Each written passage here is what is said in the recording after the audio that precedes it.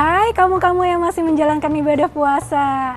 Nggak kerasa ya, seminggu lagi kita bakal ngerayain lebaran. Nah, mumpung masih Ramadan, cocok nih buat ngebahas isu yang pernah dilempar sama wapres kita, Ma'ruf Amin. Ini nih, opininya tentang pola pikir sempit yang bikin negara-negara mayoritas muslim tertinggal. Tertinggal di bidang apa? Ilmu pengetahuan, pendidikan, sampai ekonomi. Nah, kalau ngomongin soal ketertinggalan, mau nggak mau kita juga harus ngebandingin sama kemajuan di masa lalu. Iya, serius. Dunia Islam pernah mencapai masa keemasan terutama di bidang iptek. Hasilnya, filsuf dan ilmuwan berpengaruh kayak Ibnu Sina, Ibnu Rushd, Ibnu Haytham, dan masih banyak lagi. Nama-nama mereka sering disebut. Udah banyak juga yang ngulas karya-karyanya. Tapi ada satu hal yang jarang banget dibahas, yaitu kondisi sosial politik seperti apa sih yang dulu bisa melahirkan tokoh-tokoh itu, dan pelajaran apa yang bisa diambil kalau ingin melahirkan Al-Biruni atau Al-Kindi kekinian. Nah, itu yang akan kita bahas. Selamat datang di Newsroom 63B edisi spesial Ramadan. Jangan lupa subscribe YouTube Tirto dan follow Instagramnya. Kami akan rutin menggali isu-isu menarik dan tentunya relate buat kita semua.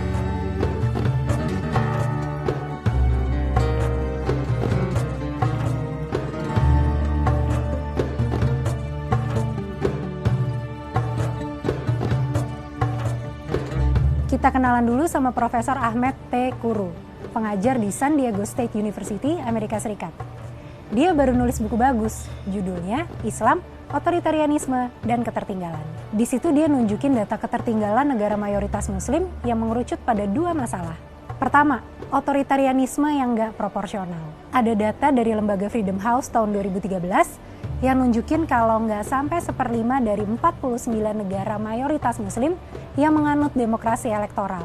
Kedua, ketertinggalan sosioekonomi. Menurut data tahun 2010, negara-negara mayoritas muslim mencatat pencapaian yang lebih rendah dari rata-rata dunia untuk tingkat melek huruf, lama masa sekolah, pendapatan nasional bruto, dan tingkat harapan hidup. Pelik juga ya, padahal sepanjang abad 8-11, dunia muslim tuh progresif banget loh. Pada era itulah lahir para filsuf, ilmuwan, dan ulama yang jenius. Contohnya Al-Farabi, filsuf yang dijuluki guru kedua setelah Aristoteles. Al-Khawarizmi, ahli matematika, penemu aljabar yang dari namanya kita mengenal algoritma. Atau Ibnu Khaldun, perintis ilmu sosial modern 5 abad sebelum bapak sosiologi Auguste Comte. Menariknya lagi, mereka ini sebenarnya polimath atau jenius di beberapa bidang sekaligus. Karya-karya mereka kemudian jadi pondasi sains modern dan kontribusinya masih kita rasakan sampai sekarang. Misalnya angka 0 dan seterusnya, sistem cek yang masih dipakai sama nasabah bank, atau dokter yang membedakan penyakit cacar dan campak, juga ilmuwan muslim.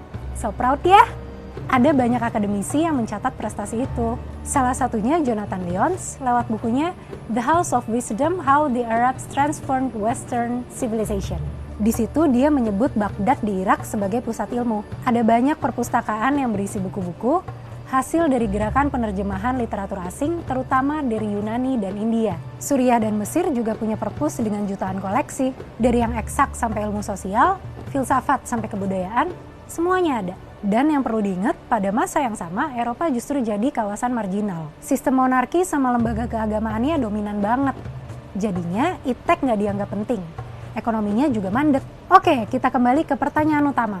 Kondisi sosial dan politik seperti apa yang bikin Islam pernah maju banget di bidang sains? Kita kembali ngutip buku Islam, Otoritarianisme, dan Ketertinggalan. Pada abad ke-8 hingga ke-11, ada 2 dinasti Islam yang berkuasa secara bergantian.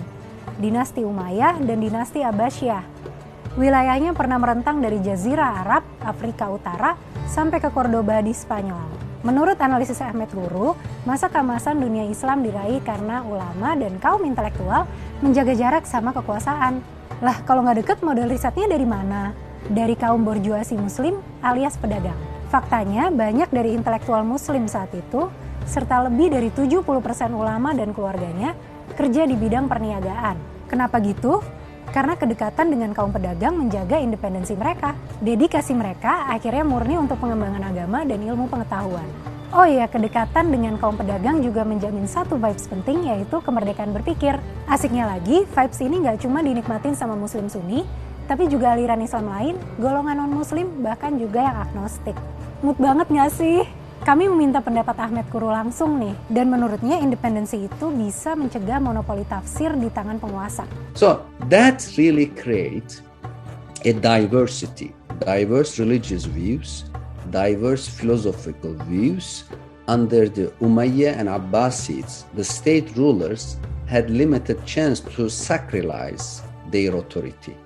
They never claimed a divine position for them, unlike Europe, where kings claimed to be divine and rule on behalf of God until the 11th century. But the 11th century was a major transformation point.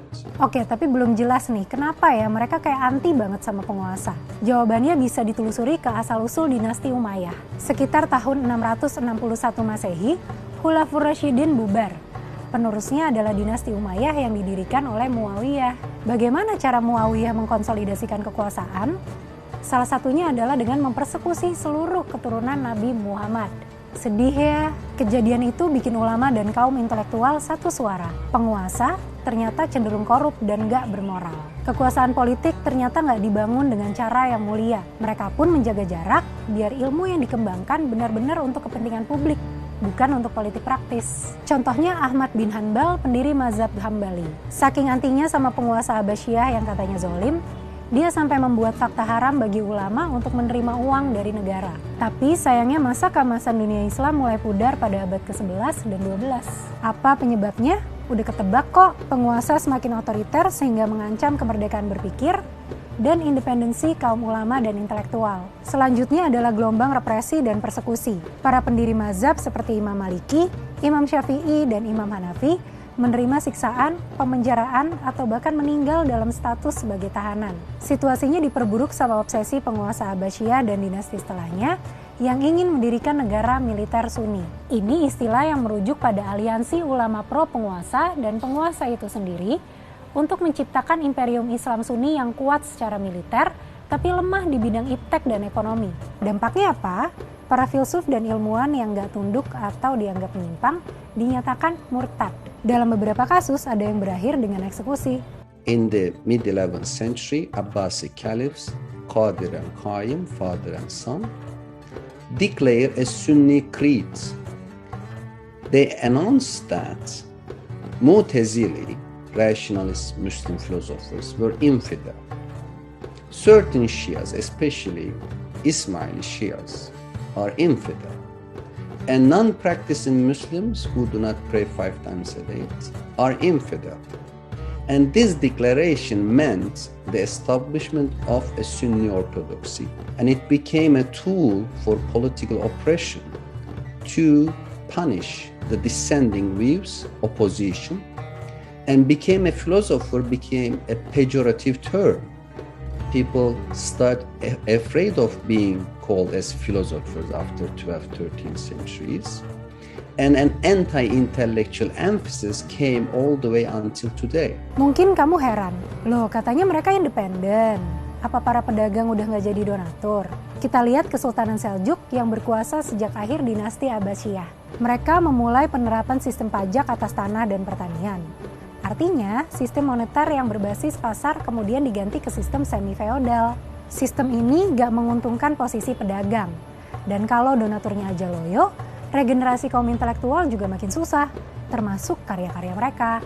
Menariknya, di saat bersamaan, Eropa justru semakin berkembang. Mulai abad ke-11 dan 12, muncul gerakan pemisahan kekuasaan antara negara dan gereja. Jadinya universitas tambah banyak dan kelas pedagang juga makin sejahtera. Kondisi ini akhirnya mendorong era Renaissance pada abad ke-14 yang melahirkan Galileo, Leonardo da Vinci, Nicholas Copernicus, dan tokoh legend lainnya. Ahmed Kuru berpendapat nggak ada cara lain untuk mengembalikan kejayaan dunia Islam kecuali dengan membangun masyarakat yang terbuka, demokratis, dan ekonomi yang kompetitif. Itu semua menurutnya bukan westernisasi, tapi justru selaras dengan semangat Islam.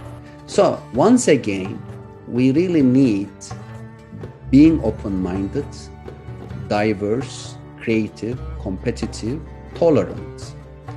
Orthodoxy destroying heterodoxy is the wrong way. And once Muslim really had to choose between either a progressive path or just preserving tradition, they should remember that their own tradition, their own history is full of insight and examples.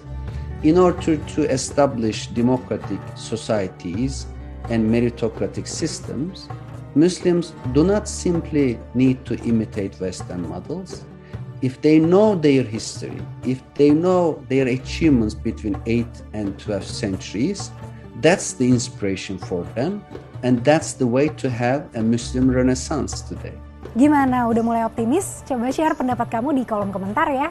Disclaimer, di sini kami hanya memaparkan fakta sejarah untuk berbagi wawasan ya, bukan untuk menyerang pihak manapun. Jangan lupa subscribe YouTube Tirto dan follow Instagramnya. Ada sejuta isu menarik yang ingin kami bagikan ke kalian semua. Selamat menyambut Lebaran dan mohon maaf lahir dan batin ya. Sampai ketemu di Newsroom 63B edisi berikutnya. Bye!